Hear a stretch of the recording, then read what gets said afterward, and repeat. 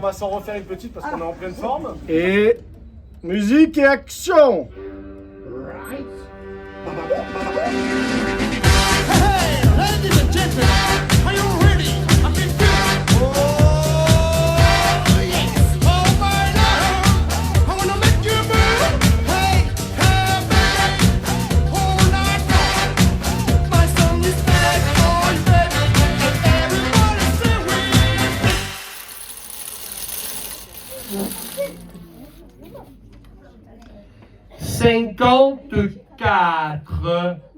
C'est la pointure à ma cousine. 54. On est venu aujourd'hui pour faire le loto, le fameux loto hebdomadaire, faire connaissance un petit peu avec les résidents de l'EHPAD. Faire des petites blagues pour voir s'ils répondent. Et le but c'est de les mettre à l'aise pour le tournage, pour avoir quelque chose d'assez naturel et participatif, et on pense que c'est ce qui va nous permettre d'avoir un meilleur film. Bonjour les jonquilles. Ce film, c'est l'histoire d'un homme qui anime un après-midi de Noël à l'EHPAD des Jonquilles et qui va se donner corps et âme pour raviver la flamme de vie des résidents. Donc on a visité pas mal d'EHPAD dans la région, jusqu'à tomber sur l'EHPAD d'Aumusse-Vie des Jonquilles. Comment ça? Mais non, il n'est pas sorti. Non, il n'y a pas de 14. Il triche. 43, Non, il n'y a pas de 14, c'est pas bon. Il y a des fêtes 14. 55 et 74. Le 14, il n'est pas sorti. C'est là où on a pu rencontrer Danny, qui est l'animateur à l'année dans l'EHPAD. Et on a construit avec lui ce court-métrage comme une activité pour les résidents. Danny va nous demander d'applaudir, on est prêt. On regarde, tout le monde regarde Mathieu. Et action Danny. Ça alors, le Père Noël aux jonquilles. On l'applaudit très fort. Moi j'ai voulu qu'on tourne avec assez peu d'acteurs professionnels comme Jocelyne et avec pas mal de résidents de l'EHPAD. Non, j'ai été intéressée par ce scénario parce que ce sujet me touchait profondément.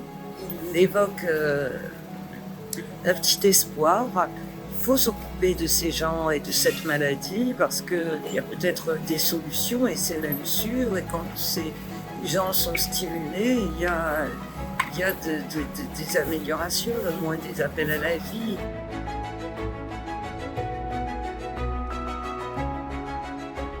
J'ai demandé à l'équipe à ce qu'on y aille plusieurs fois en amont, leur expliquer qu'il va y avoir un court-métrage. Donc il y en a d'une semaine à l'autre qui nous oublient. Et puis au fur et à mesure, ça commence à rentrer. Et puis maintenant, ils savent qu'on va tourner un court-métrage bientôt. Les cocos, je vais vous demander un peu d'attention s'il vous plaît, on se réveille. C'était une très bonne idée de votre part d'être venu plusieurs fois avant, de participer au loto, l'activité préférée de nos résidents. Ça a permis de les connaître et je sais qu'il y a certains résidents qui se sont déjà attachés à l'équipe. On compte sur vous pour tourner avec nous. Dani nous a dit que vous étiez une des meilleures actrices pour nous. Vous nous avez pas dit non pour l'instant, on part du principe que Je vous dis avez pas dit non, mais je dis pas oui, non. Oui, voilà. Et ça c'est le principe des grandes actrices. Ce qui est intéressant en passant du temps avec eux et qui a contribué aussi à faire évoluer le scénario, c'est que tu aperçois que quand tu rentres en interaction avec eux, il y a une espèce de flamme de vie qui s'allume. Et que dès que tu les lâches un peu, c'est comme si le soufflet retombait, comme s'il se remettait un petit peu en veille. Et l'histoire qu'il a eu envie de raconter, c'est l'histoire d'un homme qui se bat contre ça, qui leur donne de l'énergie, qui essaie de les emporter, de les emmener vers la vie, et qui inlassablement les voit retomber. Et on crache pas le dentier, Janine. Ah, oh. Vous avez le coup de pointu. En fait, on a accepté parce que je pense que c'est faire rentrer la vie dans notre résidence, c'est apporter quelque chose de différent à nos résidents qu'ils n'ont sûrement pas vécu dans leur vie. Je suis là, comment on bouge le popotin? Faites-moi. Waouh, la classe. La zone du terme. Et un peu de changement. Et c'est important de pouvoir leur donner la possibilité de connaître des choses qu'ils n'ont pas encore vues dans leur vie. Ça alors, le Père Noël aux jonquilles, ça s'applaudit.